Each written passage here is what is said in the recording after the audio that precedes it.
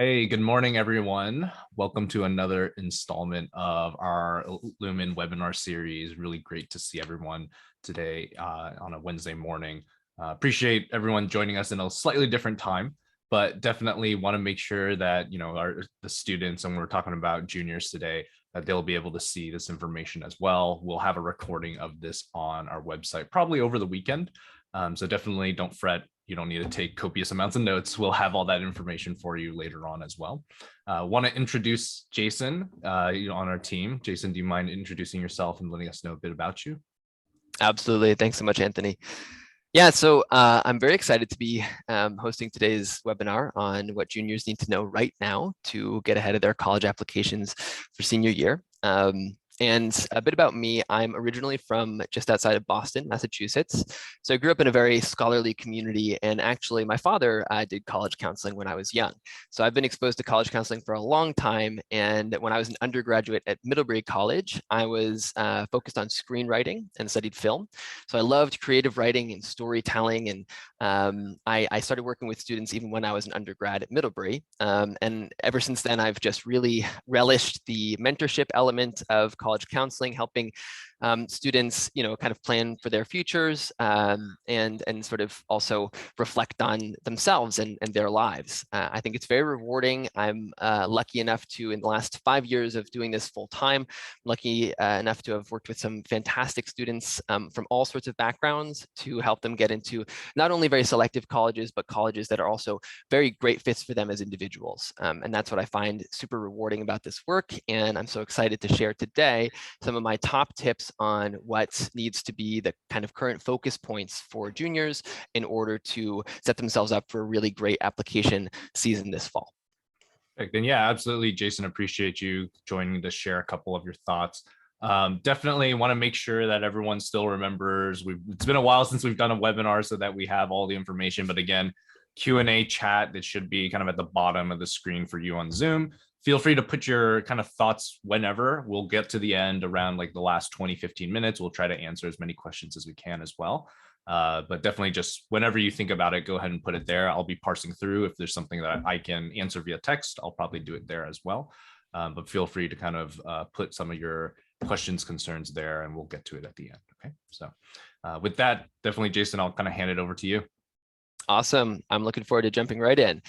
So I will take it away now. I'm going to share my screen and the presentation that we've got set for you today. So as noted, this is really geared toward juniors right now, looking ahead toward the summertime and then college applications in the fall. And before we kind of jump into the details, I'm going to give an overview of the big topics we're going to cover today and the most important things we'll talk about.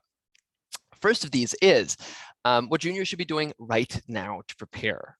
It might feel like, AP season is coming up and schoolwork is getting intense, et cetera. And of course, that's very legitimate, but there are also things that all juniors can be doing to get ahead of college applications and just to kind of lay the foundation, right, for the fall. And so we'll talk about that.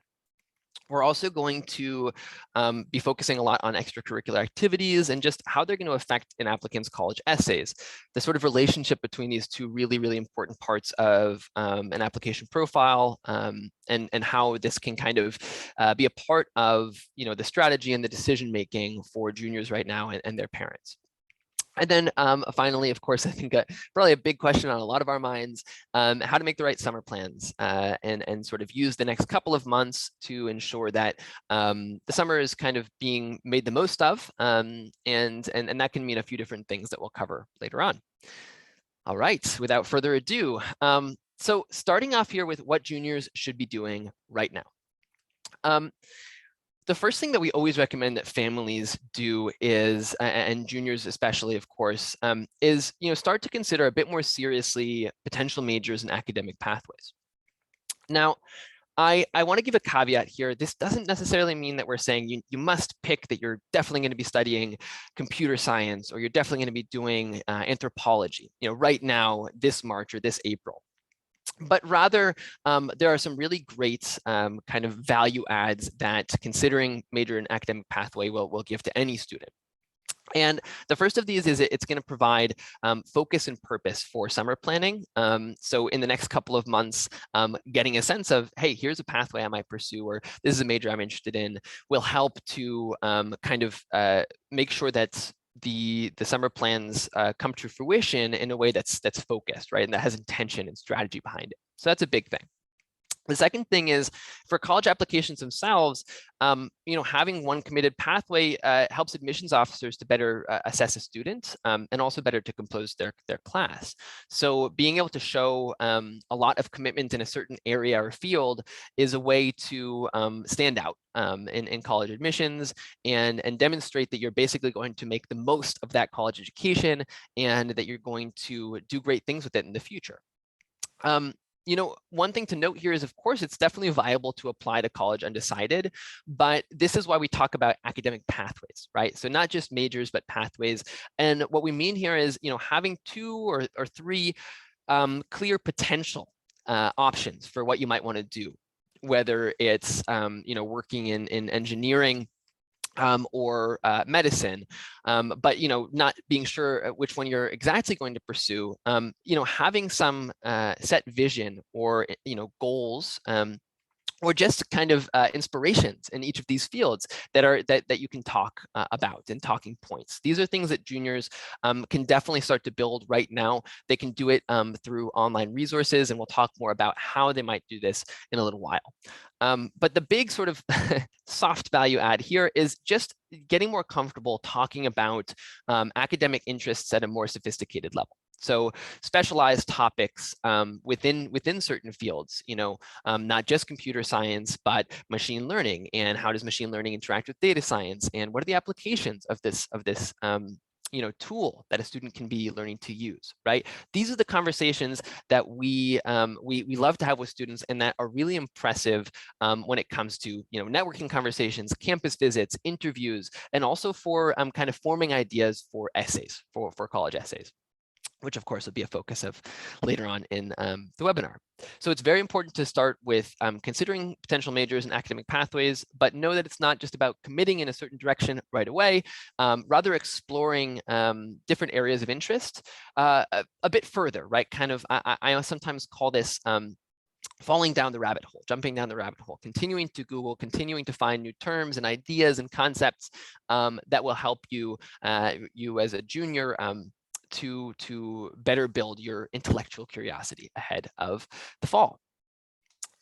All right, the second thing to be doing right now as a junior is creating a school research and campus visit plan.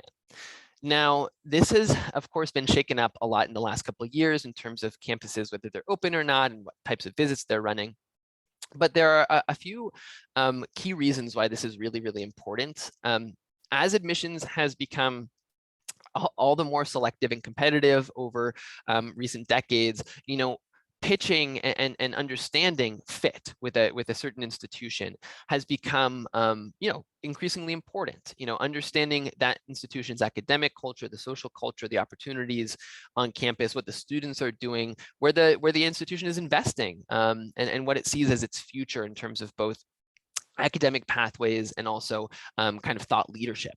And so campus visits and school research are really indispensable. And starting with them as early as now helps a junior to get genuinely excited about all sorts of different colleges and universities on their list. Doing this via webinars, workshops, info sessions, etc., is fantastic. I've had students even find kind of cool little tidbits on social media, following Instagram channels, and even connecting with certain students on campus at the moment to say, hey, what are you doing in this course? Or, can you tell me more about this project that you worked on in the past? This is a great way to sort of engage in school research in a way that's not as dry, or school research as a general category can sometimes seem a bit boring for students. And the point here is to find the enthusiasm, to find the excitement in each of these different opportunities and campuses, and that will pay off big time in the fall. One thing to note here as well is some of these very selective colleges and universities care a lot about demonstrated interest. And they track this demonstrated interest through all sorts of things: email exchanges with the admissions office, registrations for events, campus visits themselves, et cetera, et cetera, et cetera. So going beyond the basics of the school website and having some sort of plan for how you're going to take your initial school list and apply your research methodology to it, and developing ideally a plan to visit a few different campuses. And one thing to note on campus visits is if you're going to be limited in, how many campuses you do get to visit this summer or anytime this year, trying to visit a variety of different schools, a big school, an urban school, a small school, a liberal arts college, perhaps. Visiting a variety is a great way to just get a general sense, at least, of which your junior or you as a junior really just have that natural vibe with, right? You step on campus and you think, wow, this is the place where I can learn a lot, I can grow personally, and meet people that I really want to meet, right? So that's a big value add for the fall, and something that juniors should definitely be focusing on right now. It's very important to make these plans in advance, so that, especially for summer scheduling, this doesn't kind of get whisked under the carpet, which it often can. All right, so that's number 2. Number 3, we've got building the right relationships with recommenders. Oof, this is one that a lot of students overlook, and a lot of parents that I've mentioned it to say, wait, what do you mean? Their teachers are teachers, and how can you really invest in those relationships, in a way that's substantive and also kind of not just about, brown nosing or anything like that, right? And so it starts simple. It starts by if the teacher's offering office hours, go to those office hours, right? If you feel you have a close enough connection with 1 or 2 teachers, ask them if they'll have a coffee with you or an extra appointment with you after class. Being proactive in class is fantastic, but finding face time with these teachers outside of class is really, really invaluable. And, it's great to move this conversation beyond just coursework. A lot of students feel like, oh, I should be asking questions about, why didn't I succeed as much as I thought I would have in my latest quiz, and how can I do better next time, right? That's a great question. It's also a straightforward question, and it's a question that the teachers fielded many, many times. If you go to a biology teacher and you start asking them about synthetic biology or, computational biology, for instance, and just say, hey, these are areas of interest I'm exploring. I would love to hear your perspective. And do you have any resources or books or, connections even that you might recommend to me? Because I really want to understand what this is all about, right? This type of conversation can often get teachers actually much more excited and engaged. I've had students, who have discovered, for instance, that their English teacher, wrote a master's thesis on African literature. And that's exactly what this student was most excited to study. It just wasn't a part of the curriculum. And because it wasn't a part of the curriculum, the student never really got this insight into their teacher's past. And when they started this conversation, it led to a really enriching reading list that student was then able to take into their summer and keep discussing with the teacher, and then a glowing recommendation letter. So that is just one example of how going a bit above and beyond when it comes to sincerely engaging with teachers. Again, not doing it in any sort of disingenuous way, but trying to approach teachers knowing that they're interesting people that have their own lives outside the classroom, right? And even looking for, the last thing I would say, looking for life advice, right? So even saying, hey, I don't know what kind of college I really want to go to. I know we have a great connection, and I think you're such a cool teacher in that way. What do you think would be a great learning experience for me, right? Or or career-wise as well. Sometimes teachers can give great advice in terms of the traits that they've recognized in their students. So asking for life advice and seeking mentorship, this will often make teachers feel really kind of valued and engaged in the process of your personal development, your personal growth. And that leads to excellent recommendations that not only touch upon academic skills, but also personal traits and social traits that you'll bring to a college campus community, which is huge. So build those recommendations by building those relationships. All right. Number 4, finalizing a testing schedule and a test prep plan to support it. Now, I know this will be probably a contentious or confusing area because, testing is now optional or simply ignored at a number of universities around the USA. Nonetheless, we at Illumin in general recommend that students still take the SAT or ACT at least once, and that's to satisfy requirements for all universities. So there are still some universities that do require standardized tests.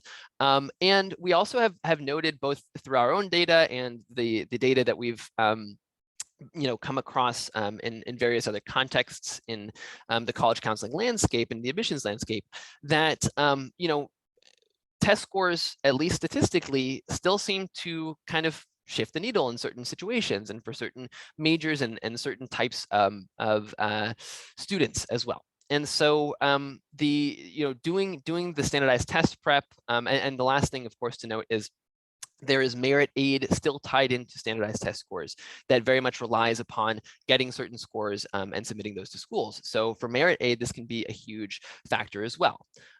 It's been shown that students who are able to submit very strong scores will overall have a slightly increased chance of admission, because it basically just gives admissions offices another data point to assess students by.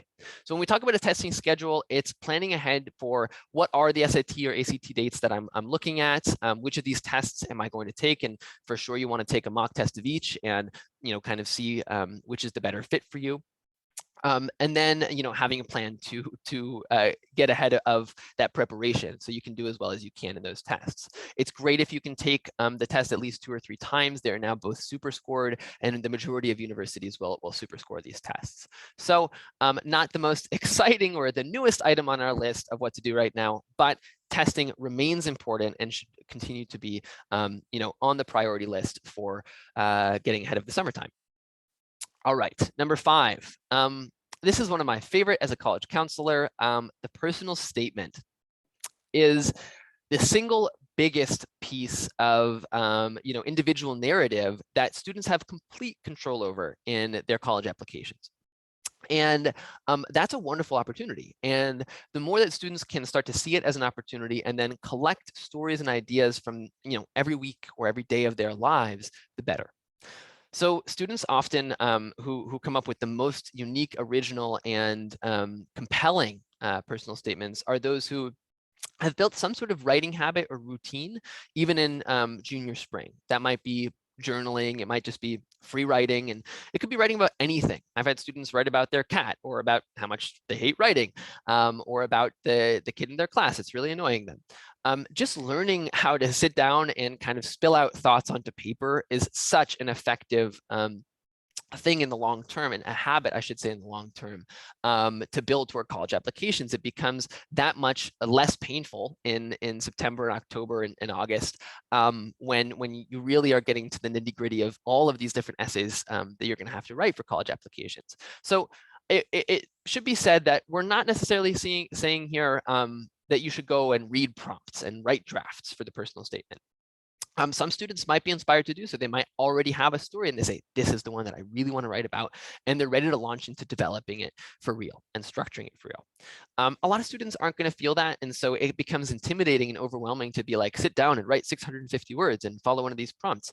And removing that stress, removing that impetus to make it seem like a really big deal, and just saying, hey, write about anything, write about your life, and we'll discuss it together. This has been a great tactic for a lot of students to be able to kind of start developing ideas. And it's something that we at Illumin really pride ourselves on when it comes to our support with essays, and our essay specialists who really work on the personal statement and turning these stories and anecdotes and memories into really substantive narratives that are going to stick in an admissions officer's mind. Okay. The last one, no surprises here, keeping up with academics and planning the right course load for senior year. Now, a lot of students have already selected their courses for senior year, so they're locked in. And hopefully there's a balance of challenge and ambition, and then also knowing that college applications are going to take up a fair amount of time, and figuring out the right course load there. Now, one great thing to think about in this sense right now is that community college courses can often be sort of a last-minute GPA booster, or a way to build in the direction of a given major. So we talked about considering potential majors and academic pathways. Community college courses and some other summer programs with rolling or flexible deadlines will often have more specialized coursework that Students don't necessarily need to have a super ambitious profile in order to get into these courses, and they will yet enable a student to kind of get some structure when it comes to considering this potential academic pathway.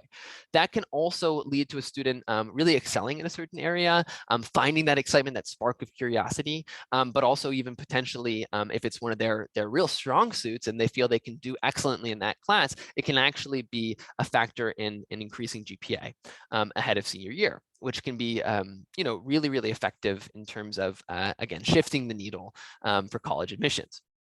So definitely keep up with academics and plan courses, and consider community college courses and other summer programs that have, and summer classes that have flexible or rolling admissions deadlines, even at this time.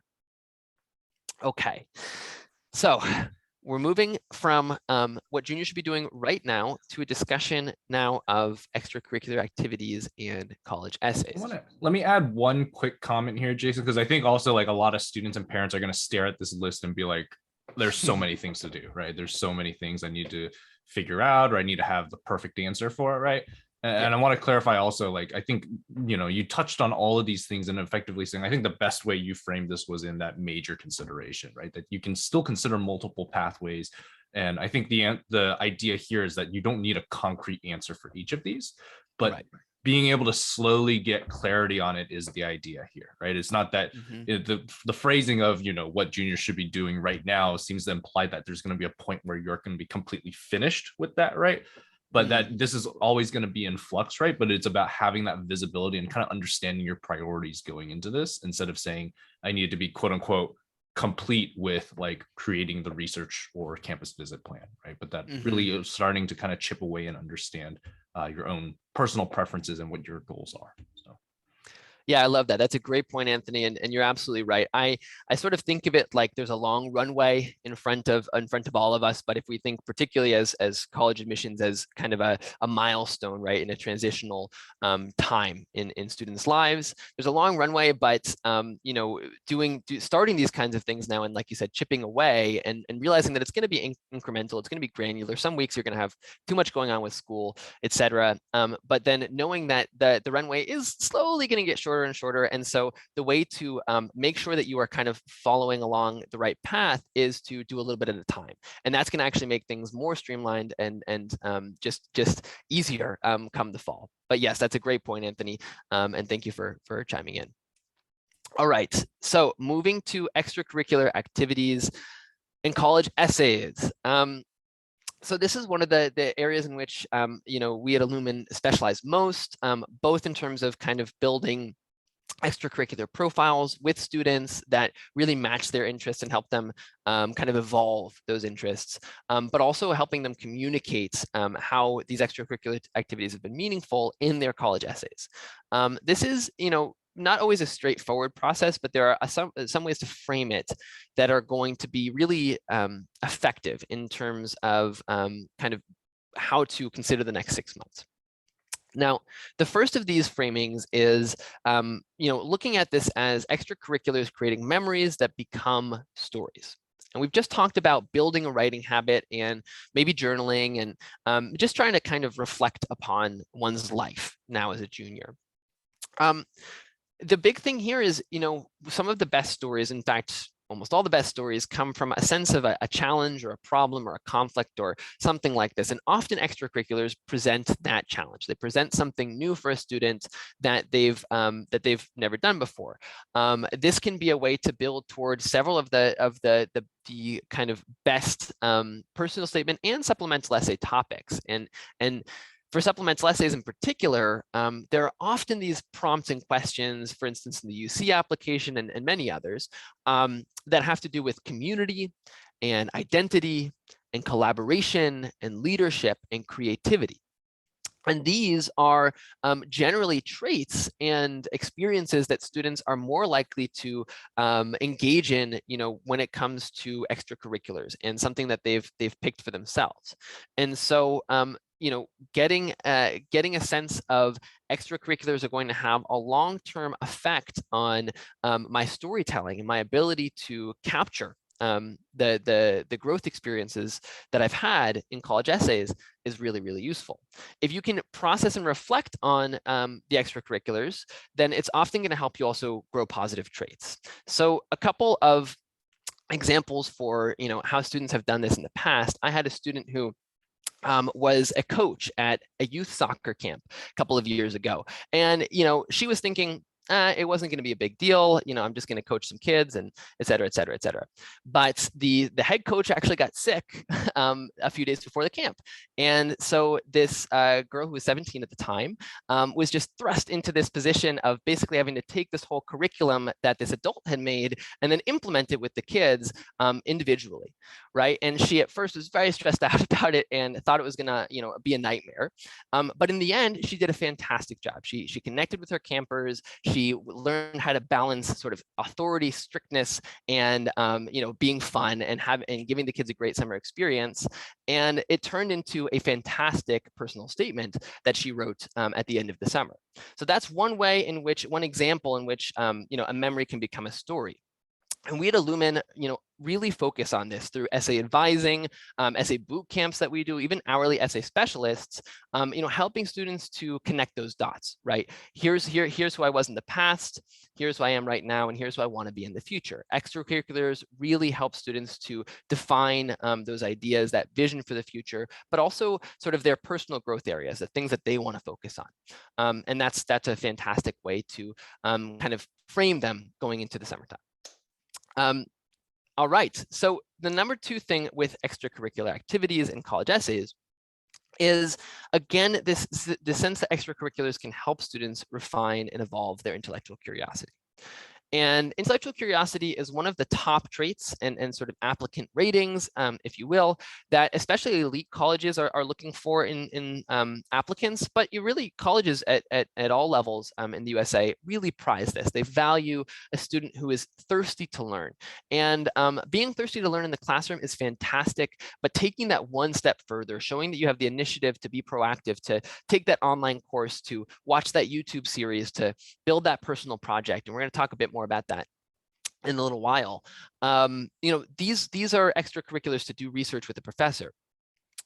These are extracurriculars that help students figure out, am I interested in clinical work, or do I really love lab research? Or am I interested in ethnographic, anthropology, or do I actually just want to be a journalist, right? Making these decisions, it's really tough as a 16 or 17-year-old to kind of envision or imagine what these different things look like unless you go out and engage in them. And that's where extracurriculars come in to help a student to say, this is where, I'm really excited to learn more, to refine my skills, and to grow in this intellectual way. This can often, help with the first item on the list before, which was about identifying potential majors and academic pathways. And it can be done through, opportunities in particular that match the skills of the domain knowledge of certain fields, right? So this could be, things as simple as volunteering at hospitals, clinics, charities, shadowing a professional at work. It could be free online courses, student-run publications like journals or magazines, which are really interesting, blogging and online discussion forums, or it can be ambitious and a research program at a university, or something like Polygens or InternWorks or Blue Stamp that is going to enable a student to really produce something of academic substance at the end that they can showcase. So these extracurriculars, there's a huge range of them. Even just spending time on YouTube and Google and blogs, right? This can be a great way to, have students build that narrative for their intellectual curiosity, and then be able to really, really perform it genuinely in their college applications. All right, and the last thing I should, before I move on, because I do have one big thing to say here. One way I love to frame this with students, and it's worked often in the past, is trying to find 1 or 2 big questions that you want to answer, or a big problem you want to solve.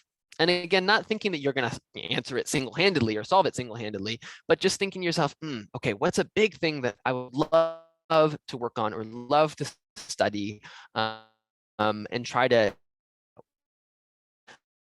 often way for if I just have one or two of these things that match these areas of interest that I have, then I have a great platform for building my essays and doing things like interviews and all sorts of other things that go into the college applications. So one thing that's really important to also note is, of course, extracurriculars are going to add validity and legitimacy to claims that are made in essays. So if students write stories and then admissions officers can really easily look at the activities list, look at the resume, say, oh yeah, cool, I can see how this matches with what the student is saying about how to become a more empathic leader, right? Or about how they've learned to persevere in the face of XYZ challenge, right? If they can draw those links themselves and they're clear and kind of intuitive, that adds to what we call the cohesion of the application overall. And that's a really fantastic asset to a college application.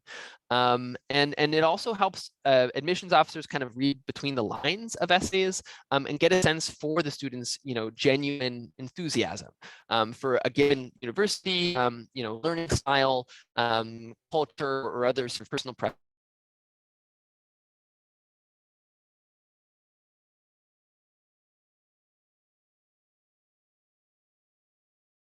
All of which touch upon intellectual curiosity and need this sort of validity and legitimacy to land most effectively. All right, and the last thing to note for essays before we move on to our final section today is that extracurriculars will enable students to define their inspirations, their goals, and future visions. This is really important. And as Anthony and I have both said, it's not about saying, I'm going to be a doctor, I'm going to be a research scientist, or I'm going to be a novelist, or XYZ. It's not sort of pigeonholing oneself when you're 16 or 17 into just one track, but it's rather being able to say, I'm excited by this, or I could see myself doing that. And all of these things match me for this reason. Right? The scientist side of me matches the fact that I love investigating natural phenomena, and I really enjoy mathematics, and I think I could use my background in statistics as a scientist. Whereas my theatrical side helps me to express myself and kind of release emotion, and also is a way in which I connect with other people. Wow, okay, these are two concrete ways in which a student is saying, here's a goal. I might go into theater, I might go into science. They're very different things, who knows? But I have a strong sense of why this matches my personality, my principles, my convictions going forward. And doing extracurriculars like a theater program, like a research internship, etc. These are ways to demonstrate, like, not only do I think this about myself, but I've actually proven it about myself to myself and to other people. And that's a huge thing. And one thing that's not included on this list, but can often be a great asset as well, is if a student is able to work with a mentor of a wide variety, a manager at a job, a research mentor, a coach at a camp, even a camp counseling director. Sometimes these people will be willing to write recommendations in support of students and external recommendations. These can be another way to add great legitimacy and validity to the claims that the student is making about themselves and about their interests in their essays.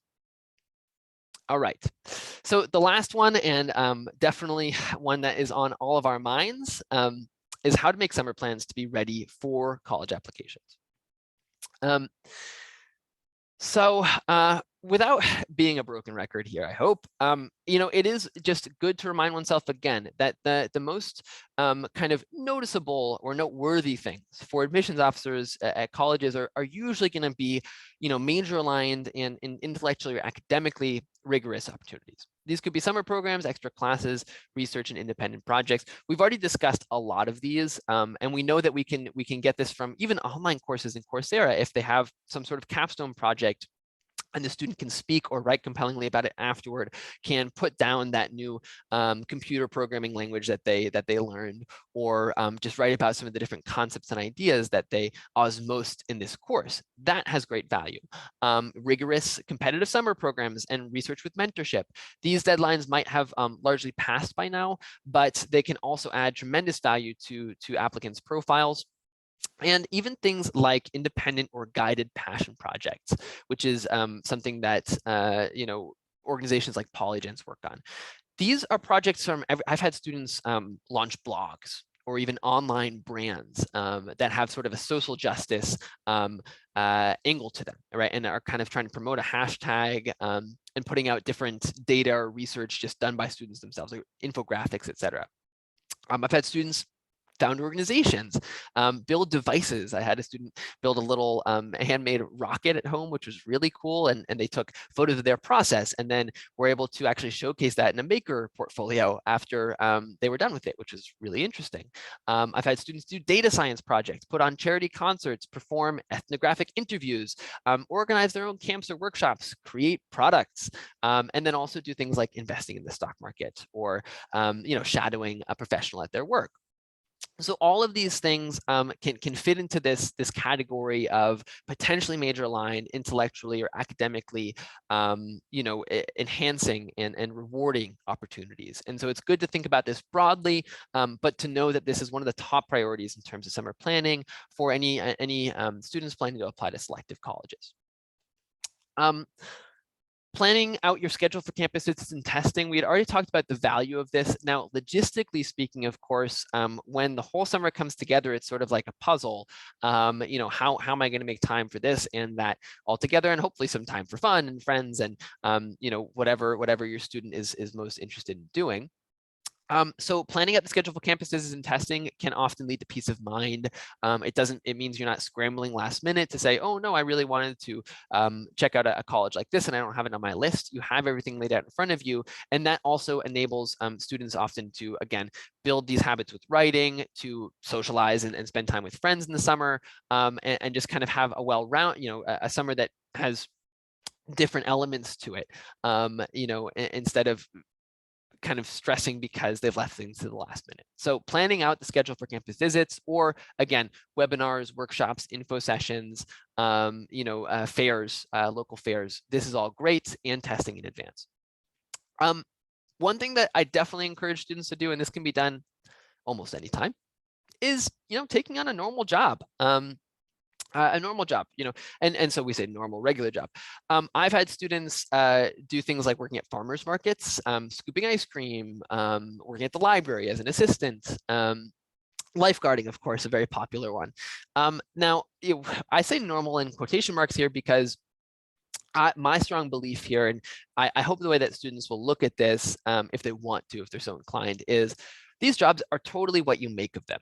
And so obviously if you go into it and you just want to lounge by the pool all summer long and kind of laughing with your friends, then probably you'll do that. But if you go in and you say, hey, you know what, I think that the swimming pool can be improved in safety in XYZ way, or I think that I would love to plan a social event, or I think that I would love to see if I can increase the speed of the line in my ice cream shop, or introduce some new flavors and help with kind of product development, right? There are all sorts of, I think, fun, creative ways that students can take a normal job and then create a story out of it, and find a way that it's not just a paycheck, but something in which they're growing personally, and they're going to be able to take that personal growth and then write about it in their college applications and use it to kind of get a better sense of themselves. So taking these normal jobs, trying to set some intent, but recognizing that they have value no matter what in terms of showing responsibility, time management, dedication and commitment. All of these things are qualities that admissions officers are, again, reading between the lines of an application to assess, and they demonstrate maturity as well. And that's a great thing and an asset for a college application. So one thing to note here, we've talked in the past a bit about SMART goals, and SMART goals is a great framework for doing things like setting personal goals for hobbies and talents. This might be athletics, arts, music, etc. I've had students who, for instance, they're a violinist and they say, I'm going to learn, 5 new pieces from this composer who I'm really into, but I've never, dedicated myself to learning from them. I'm going to do that by the end of the summer.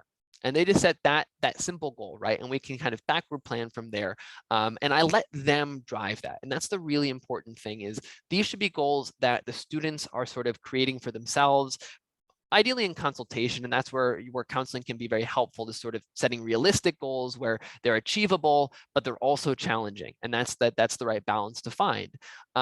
This can be goals for physical fitness. It can be goals for publishing online more often on medium.com, or a discussion forum or something like this. They can be all sorts of different things. They can even be workshops. I've had students say, I'm going to go and do a metalsmithing workshop or a glass blowing workshop, or something that's kind of more crafty, and see how that experience is, right? And that type of personal goal is also enriching, and can form stories that not only are useful for college applications, but just help students to enjoy themselves and feel meaning in their summer, feel fulfillment and reward, right? Which of course, is a factor of many different things, but often having goals and then reaching toward them is a great way to get that sense of satisfaction, fulfillment, and also a sense of direction, right? You set your own goals, and then you make them happen, and you say, you know what? That was for me. That wasn't for anybody else. It wasn't just for college applications. It wasn't just for dad or mom or for my college counselor or whatever, but I did that for myself, and that feels awesome. And often that feeling is going to be a driving motivation through college application season. All right, so the last thing today, this is going to be in terms of summer planning. I often say to students, before you start looking at charities and volunteer organizations, because a lot of students want to do that very early on, I say, first take a moment to reflect on the social problems you actually care about, the things you see in your community or that have affected people you know, or just that you've watched documentaries on, and then researched more and investigated and thought, wow, that is really heartbreaking, or that's really unjust or unfair. And so first, setting this intent by not just saying I need to volunteer at a shelter or an elderly home, as rewarding and wonderful as these opportunities could be, but first saying this is what I care the most about. That's going to help give direction and focus to searching for the right volunteer opportunities, from food rescue and distribution to social justice, gender equality, socioeconomic inequality, and addressing that climate change and how that affects different distributions of people differently, et cetera. So this is something that I think right now is a great thing for students to be talking about and thinking about. Which social problems do I care about, so that over the next couple of months, they're identifying opportunities that really align with a problem that they want to work on, and not just sort of finding the first thing that comes at them and saying, oh yeah, I'll sign up for that. And that's definitely going to lead to them having more substantive summer kind of experiences when it comes to giving back to whatever community they want to give back to. And then, ideally learning something more about themselves and about their skill set and what they can contribute to solving these problems moving forward. So this is kind of wrapping up the end of our presentation today. I hope this has been a helpful kind of primer on the different things that juniors can be or should be considering right now in terms of getting ahead of the summer and college applications. And I'm really looking forward to answering some questions. Yeah, so we'll definitely do Q&A. Feel free, again, use the chat, use the Q&A box, and we'll be able to, get some thoughts. I guess one kind of like closing thought is also, again, kind of the idea of being very purposeful with the summer, and kind of thinking through, again, that checklist that was kind of before, but being able to make sure that, students really understand what they're looking for, whether it's in a summer job or whether it's in volunteering, that they can be very purposeful in seeking that out. So, let's start with this overarching question, because I think this will help set kind of the tone. But there was this question of just saying, like, what truly defines, like, what counts as an extracurricular? Like, what should we think about when we're going into this process of, like, is a particular program, or is volunteering, or is a personal project? I think there's also this thought of, like, is one better than the other, or, kind of that idea there. It's a great question. So it's kind of an interesting one. In the last couple of years, the Common App itself, on this activities list that it has, which is often where we sort of showcase extracurriculars in college applications.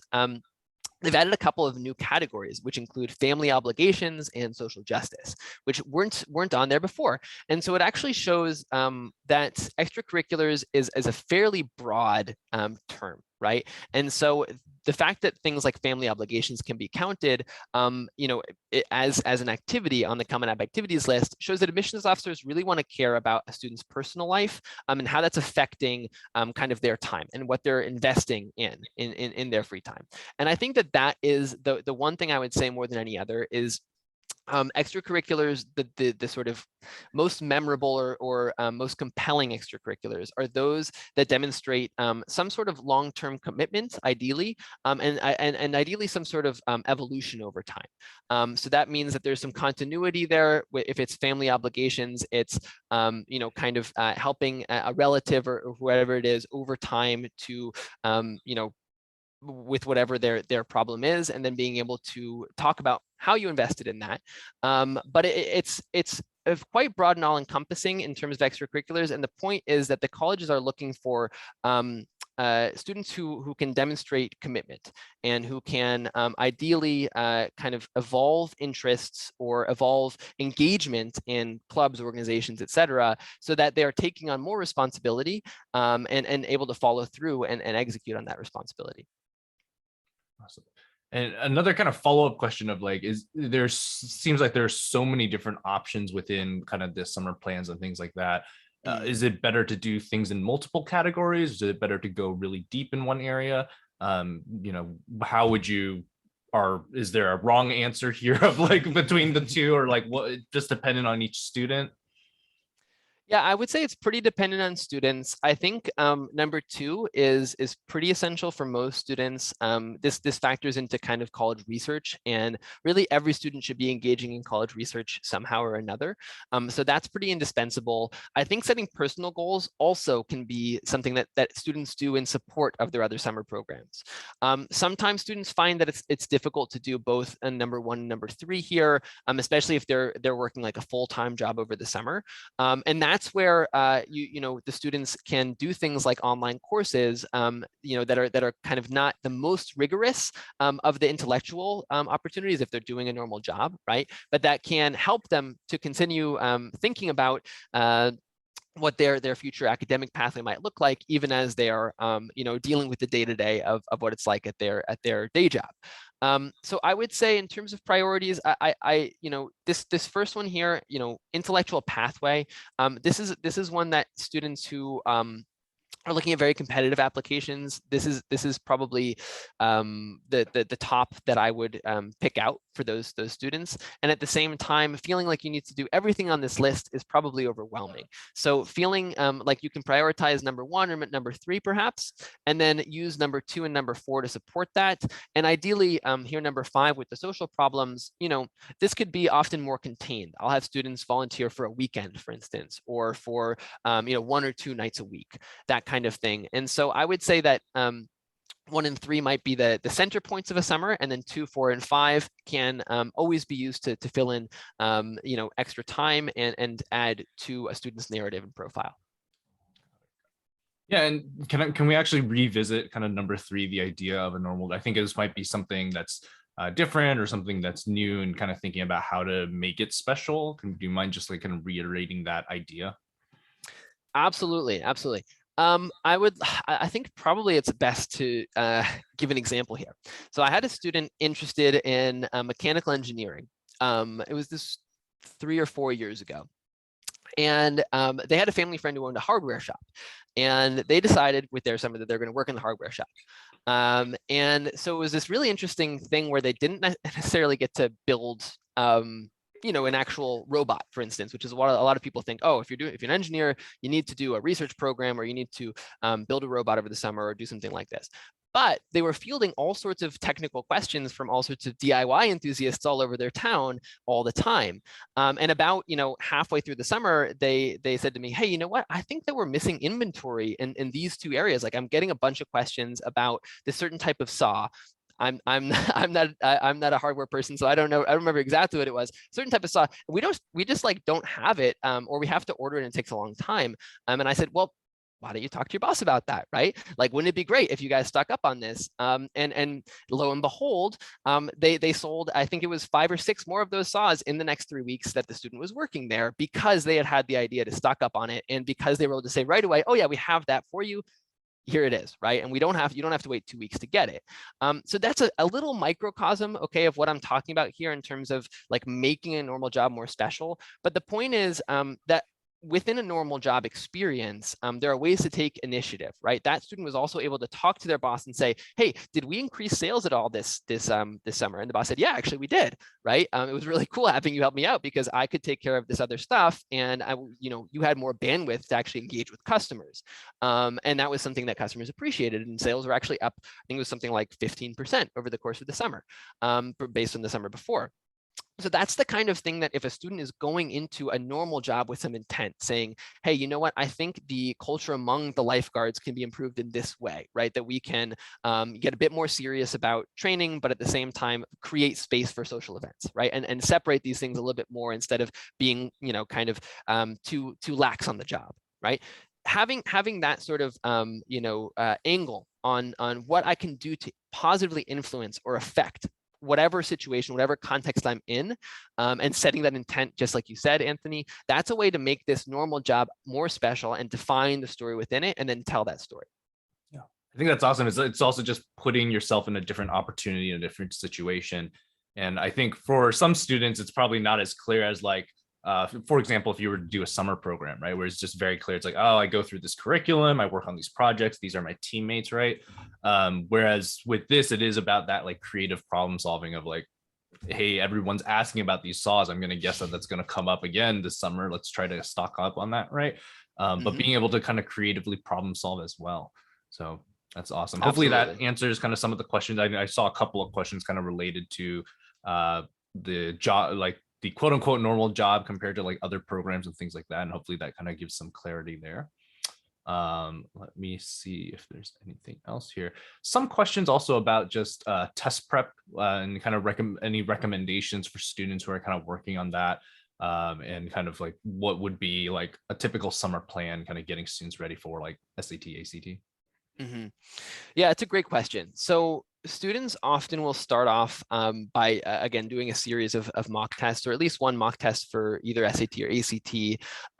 Now, the conversation I'll have with students after they do an SAT and ACT is often about the differences in the English section, and then the science section on the ACT, sort of their comfort level and where they feel like, oh yeah, I'm excited to kind of prepare more for these types of questions, or I think that this is really going to be more in my wheelhouse, right?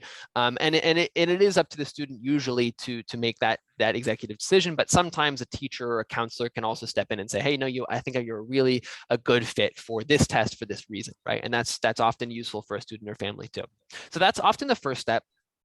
From that point forward, students will, sometimes build foundations on kind of free websites and resources like Khan Academy, and then doing classes. So doing group classes with those students. I definitely recommend that students just build the habit of doing usually a section every 2 days. That's what I usually say. So instead of trying to do a full test all at once all the time, I say do a reading section on Tuesday, do a writing section on Thursday, and do math on Saturday, right? But do it every week. Try to do it every week. And that's a nice way to break it up, because you do want to practice section by section. That's really, really, really important, is getting the timing within the sections down, not doing just like one passage at a time. So that's one big tip I have. And then I think a lot of students toward sort of the last month of their test prep, they do really benefit from the one-on-one tutoring, especially in that final phase, because that's when a one-on-one tutor can say, hey, you know what? I see you're sort of plateauing. I also tutored and taught SAT for a while. We talk about plateauing means you've increased, and then you're kind of hitting some sort of flat line in your improvement, right? And the tutor is going to get to go in and really meticulously get to say, okay, this is where I think your challenge is with the algebra problems that you're really struggling with, right? Or here's where I think you could make better use of your critical reading skills on comparative history passages. And that tutor is going to be able to sort of dissect the student's strengths and weaknesses right in that final phase and give them that extra boost that they need to then go in with that strategy into the test and say, I've done all this long-term prep, but I've also been able to kind of at the very end really synthesize everything and know where sort of the threats are and also where the opportunities are. Definitely makes sense. I'll put one more kind of question as like I think this will be the last one, kind of just wrapping everything together. But I think there's this typically a version of this question that's like, hey, is anything missing on my application?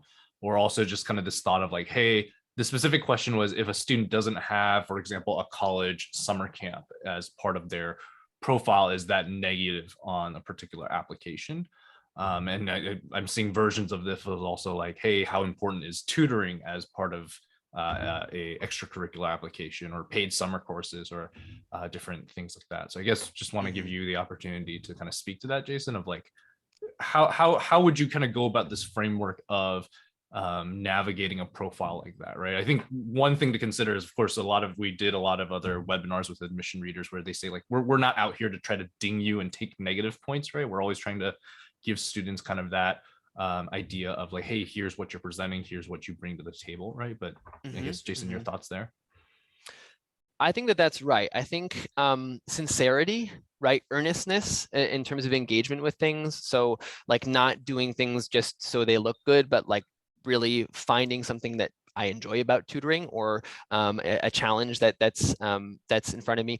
In terms of like, is there any one thing that students must have? I would say certainly not. I've had students from with a variety of different extracurricular profiles, especially get into schools really of all selectivity levels up and down the list. You know, because of the way that they brought together their profile. And so I've had students who are really much more focused on kind of a community impact narrative. And so they've eschewed more of these intellectual activities and done much more in terms of, you know, organizing their peers and influencing policy in school, et cetera. And that's been a route that they've picked.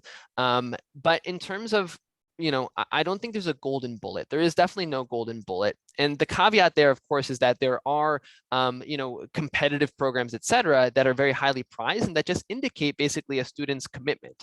And I think that a student who can find other ways to talk about how they've been you know, really invested in a certain area of their life, and that could be a very personal area. It could be, you know, I had the student write an excellent essay on this Lego warfare that he organized with his friend every week, and how he continued doing that throughout high school, and how it started in middle school, and it didn't matter to anybody at all except him and his friend. And yet he wrote an awesome essay about it and ended up getting accepted to very selective colleges, I think at least in part because the essay showed personality. It showed authenticity, that the student, you know, was proud of the things that he did in his free time, and he knew how to express that pride, and also what it meant about him and his future. So I think it's a tough question to answer because there really is no one way to build a college application profile.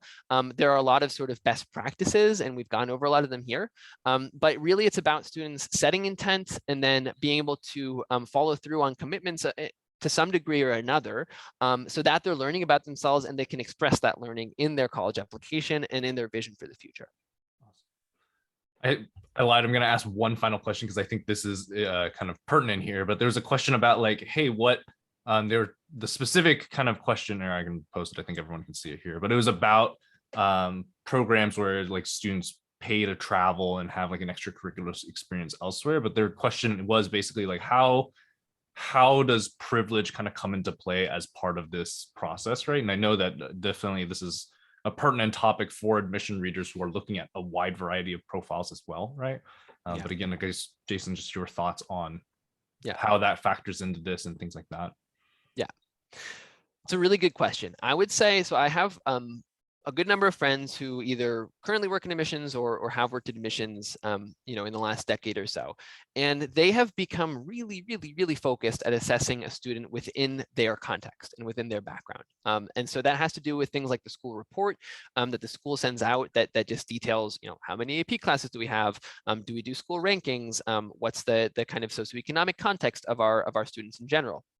But it also will you know, have to do with financial aid information, et cetera, just in terms of where the admissions officer is assessing essentially how how much has the students capitalized on the resources available to them and tried to create opportunities within the scope of what is feasible, right? And that I think is really, really important. And of course, these admissions officers are aware if a program costs $5,000, it's not necessarily a hit against the student who did that program if they excelled in it and they have a great story to tell about it and they're really excited and enthusiastic about it. But the student who wasn't able to afford that $5,000 program, they are going to, again, perhaps be taking on a normal job instead. But if they're making the most of that normal job and they're setting their goals and their intent, then they're going to be having just as, and taking, again, a free online course, or doing volunteering, or trying to publish in a student-run publication where there's, smaller barrier to entry or no application fee. This type of thing is a way for students to get a bit scrappy when they don't have the funds to kind of, afford expensive summer programs. There are all sorts of ways to sort of work within the context that you have. Now, of course, contexts themselves are radically different, and admissions officers do really, really sincerely do their best to understand what the opportunities were that were available, how students either took advantage of those opportunities, or created new opportunities for themselves, and that is what they're really looking to see. Got it. Perfect. Yeah. I guess just some final thoughts to kind of leave on, but definitely, again, Jason, definitely appreciate your time and kind of your kind of commentary and kind of getting hopefully more students and more parents kind of understanding about like what's to come. But definitely appreciate everyone for joining us today. Thank you for starting your mornings with us. Again, we'll have a recording on our website, so definitely you can check that out in about probably this weekend sometime like that. Okay, so with that, thank you, thanks everybody. everyone. Thanks, Thank you, Anthony. Jason. Yeah, have a good Have a rest of great your day. day. Bye. Bye.